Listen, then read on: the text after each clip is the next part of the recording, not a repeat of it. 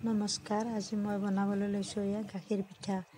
এয়া মই গুড়া, লাও গুড়া বুলি যিটো আমি গৰম ভাজা গুড়া, সেই গুড়াটো মই পানী দি পেলাই কেৰাহীত সিজাই লৈছোঁ। চুজিৰ নিচিনাকৈ ভাজি লৈছোঁ অকণমান, লৈ পেলাই তাত সেইখিনি মই আটাৰ নিচিনাকৈ মাৰি লৈছোঁ লাৰু কৰি। তাত মই চেনিও দিছোঁ অলপ, আৰু এইকেইটা মোৰ ইলাচি আছে। এয়া মই ইলাচিকেইটা তাত দি দিম গুড়া কৰি। আৰু সেই লাৰুখিনি মই যেতিয়া বনাইছোঁ তাত অকণমান চেনি দি দিছোঁ, দি পেলাই মই আটাৰ নিচিনাকৈ এনেকৈ লাৰুকেইটা বনাই লৈছোঁ গুড়াৰে। আৰু ইফালে মই গাখীৰ গৰম হ'ব দিছোঁ, আৰু এয়া মই ইলাচিকেইটা দি দিম গাখীৰত, তেতিয়া গোন্ধটো ভাল লাগিব খোৱাৰ কাৰণে। ইলাচিকেইটা মই অলপ থেতেলিয়াই দিছোঁ, দি পেলাই মই গাখীৰখিনি উতলিবলৈ দিম।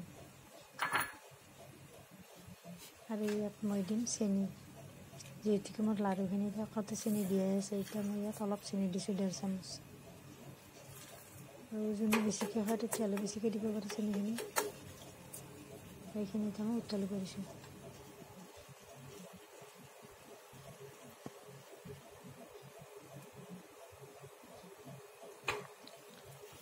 আৰু ইয়াত মই এতিয়া এনেদৰে লাড়ুকেইটা দি দিছোঁ। গাখীৰখিনি উতলাৰ পিছত লাহে লাহে লাড়ুকেইটা দি দিছোঁ। আৰু এয়া খাবলৈ খুব ধুনীয়া, খাই চাবচোন এবাৰ আপোনালোকেও।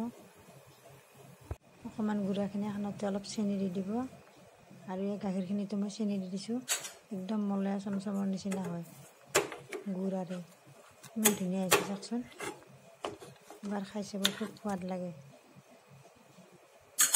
দোকানৰ গল্লা বা দোকানৰ বস্তু কিনি খোৱাত আৰু এয়া মোৰ খোৱাৰ বাবে ৰেডি হৈছে গাখীৰ পিঠা। সুন্দৰ ৰেচিপি, খাই চাবচোন এবাৰ। আৰু ভিডিঅ'টো শেষলৈকে চোৱাৰ বাবে ধন্যবাদ। এয়া অলপ সময় ঠাণ্ডা হোৱাৰ পিছত খাবলৈ খুব ধুনীয়া লাগিব, সোৱাদ লাগিব।